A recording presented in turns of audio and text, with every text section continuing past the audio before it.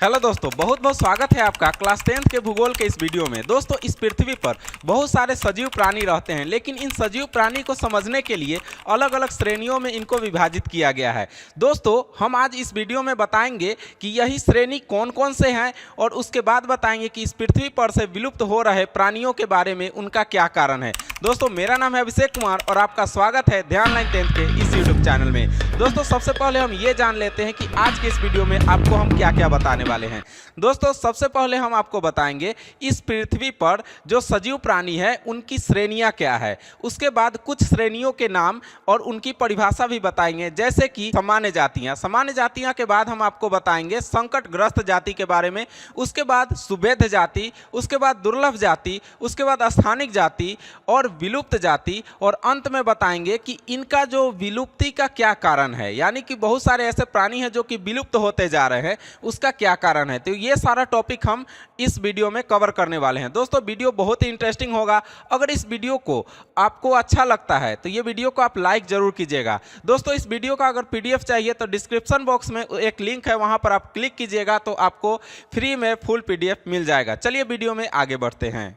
दोस्तों, हमारा सबसे पहला टॉपिक है कि विभिन्न प्रकार के सजीव जातियों के श्रेणियों को विभाजित करना है और उसको समझाना है। सबसे पहले हम ये जानते हैं कि सजीव जाति का मतलब क्या होता है।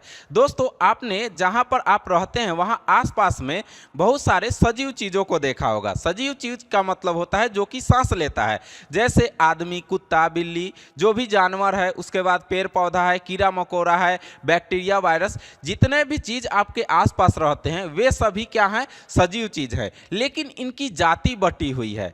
जैसे कि अगर मनुष्य में देखा जाए तो कई जाति का लोग होता है, अलग अलग कैटेगरी का होता है। कुछ लोग जनरल जाति से आता है, कुछ लोग ओबीसी आता है, कुछ लोग एससी एसटी आता है। इसके अंदर भी कई जातियां हैं। उसी तरह इस प्रकृति में भी बहुत सारे सजीव चीज रहते हैं, लेकिन उनकी जाति है। तो इस जाति का गिनती कौन करता है? तो ये एक संस्था है। उस संस्था का क्या नाम है?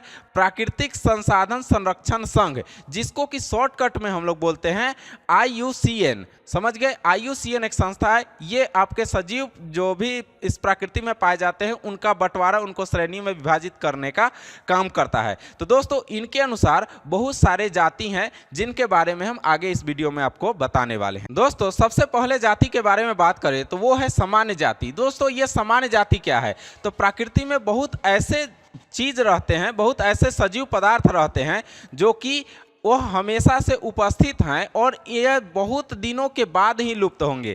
जैसे कि मनुष्य जो है वह कितने समय से मनुष्य इस पृथ्वी पर रहते आ रहा है, ये लुप्त नहीं हो रहा है, इसमें परिवर्तन हो जा रहा है लेकिन लुप्त नहीं हो रहा है। तो बहुत सारे ऐसे चीज़ हैं जो कि पृथ्वी पर बहुत दिनों से हैं, लेकिन ये लुप्त नहीं हो सकते हैं, इनमें परिवर्तन होते रहता है। तो ये भी एक कारण है, इसी को हम लोग सामान्य जाति के अंतर्गत रखते हैं। जैसे मनुष्य हो गया, साल का पेड़ हो गया, वृक्ष हो गया, ये सब इसके उदाहरण। दोस्तों, अब हमारा दूसरा टॉपिक है, यानी कि दूसरी जाति, वो है संकटग्रस्त जाति। जो जैसे कि क्वेश्चन से ही आपको पता चल रहा है कि इनके लुप्त होने का खतरा है। दोस्तों, ऐसी जातियां जो कि लुप्त होने के कगार पर हैं, यानी कि लुप्त होने का खतरा इनमें ज़्यादा है। ये कैसे खतरा है? तो खराब पर्यावरण, खराब परिस्थिति के कारण इनकी संख्या हमेशा से कम होती जा रही है और बढ़ नहीं रही है, ये धीरे धीरे कम होती जा रही है। इसी के कारण कुछ ऐसे जीव जंतु हैं, सजीव पदार्थ हैं, जिनको संकटग्रस्त जाति के श्रेणी में रखा गया है। जैसे मगरमच्छ हो गया, काला हिरन हो गया, जंगली गधा हो गया, गेंडा हो गया। इन सभी चीज़ों का जनसंख्या कम होते जा रहा है, इसलिए इनको संकटग्रस्त जाति की श्रेणी में रखा गया है। तो अगर क्वेश्चन आएगा संकटग्रस्त जातियाँ क्या है, तो आप इसी प्रकार से उत्तर लिखिएगा। दोस्तों, अब बढ़ते हैं हम अपने नेक्स्ट टॉपिक की तरफ। दोस्तों, अब हमारा अगला टॉपिक है सुभेद जातियाँ। सुभेद जातियाँ क्या है, इसको समझते हैं। दोस्तों, ऐसी जातियां जिनकी जनसंख्या धीरे धीरे दिन पर दिन घटती जा रही है, लेकिन इन्हीं जनसंख्या के घटने के कारण क्या हो रहा है कि ये संकटग्रस्त जातियों में शामिल होते जा रहे हैं। तो यानी कि इसकी जनसंख्या अभी बहुत ज़्यादा है, लेकिन दिन पर दिन घटने के कारण संकट है इनके ऊपर कि ये आगे चल करके क्या हो जाएगा, इनकी जनसंख्या बहुत कम हो जाएगी। जैसे जंगली भेड़ जो होता है, जिसको नीला भेड़ भी कहते हैं, तो नीला भेड़ हो गया, एशियाई हाथी हो गया, जो डॉल्फिन मछली होता है तो डॉल्फिन मछली हो गया, ये सारा चीज़ जो है यह लुप्त होने के कगार पर है, यानी लुप्त नहीं, संकट ग्रसित होने के कगार पर है।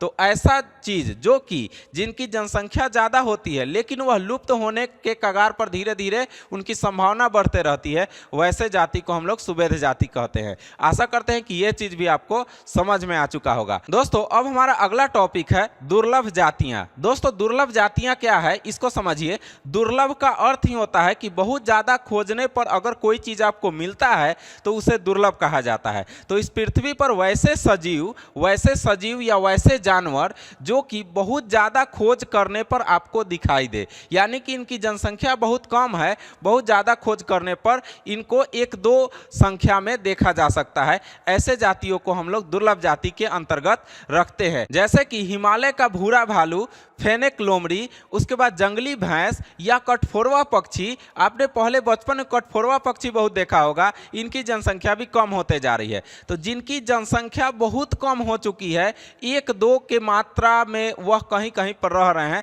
तो ऐसे पशु पक्षी को, ऐसे सजीव को हम लोग दुर्लभ जाति के अंतर्गत रखते हैं। दोस्तों अब हमारा अगला टॉपिक है स्थानिक जातियां। दोस्तों ऐसा सजीव या ऐसा जीव जो कि अपने स्थान से अलग रहता है, यानी कि अपने भौगोलिक क्षेत्र से के सीमा से अलग रहता है, वैसे जीव जंतु को हम लोग स्थानीय जाति के अंतर्गत रखते हैं। जैसे कि अंडमान और निकोबार में पाया जाने वाला जानवर या जंगली सूअर इत्यादि इसके उदाहरण हैं। तो इसे हम स्थानिक जाति के अंतर्गत रखेंगे। वह हमारे भौगोलिक सीमा के अंतर्गत नहीं आता है, लेकिन भौगोलिक सीमा के आसपास ही रहता है। ऐसे जातियों को भौगोलिक जाति के अंतर्गत रखा जाता है। दोस्तों अब हमारा अगला टॉपिक है लुप्त जातियां। दोस्तों लुप्त का मतलब होता है कि वह खत्म हो चुका है, यानी कि इस पृथ्वी पर कुछ ऐसी जातियां हैं जिनके आवासों को तो खोजी गई, यानी कि वो जहां रहते थे उनकी खोज हुई है, लेकिन जब आवास के अंदर जाकर के देखा गया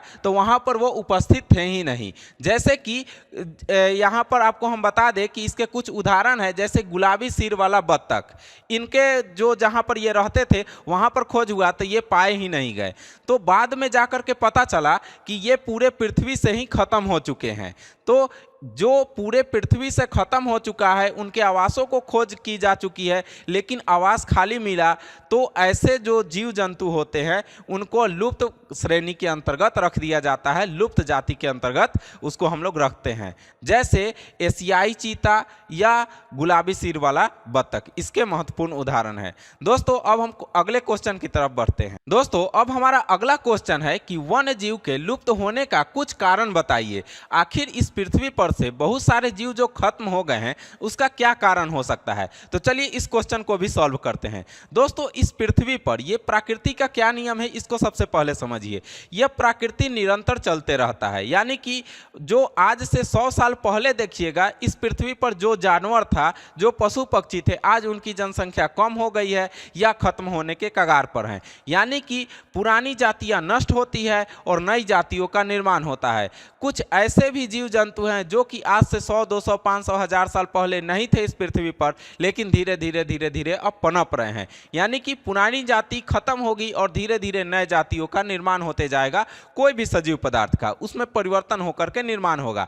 लेकिन कभी कभी ये क्या होता है कि समय के अनुसार यह अचानक परिवर्तन हो जाता है। जैसे कि जब पर्यावरण में अचानक बदलाव आएगा तो इस पृथ्वी पर रह रहे जितने भी जीव जंतु हैं वह क्या होंगे कि वह आपस में अपने आप को रख नहीं पाएंगे, अपने आप को जिंदा नहीं रख पाएंगे, जिसके कारण उनकी जनसंख्या धीरे धीरे कम होती चली जाएगी और लास्ट में क्या होगा कि यह विलुप्त हो जाएगी। जैसे कि उदाहरण स्वरूप हम आपको बताएं तो एशियाई चीता जो भारत में और दक्षिण अफ्रीका में बहुत अधिक थे, 18वीं शताब्दी में, 19वीं शताब्दी, 20वीं शताब्दी में बहुत थे। लेकिन 1952 ईस्वी में एशियाई चीता को क्या किया गया कि भारत से गुप्त घोषित कर दिया गया और धीरे धीरे भारत से जुड़े बहुत सारे क्षेत्रों से ये खत्म हो गया और फिर इसकी प्रजनन करा करके अब इसकी जनसंख्या बढ़ोतरी की जा रही है।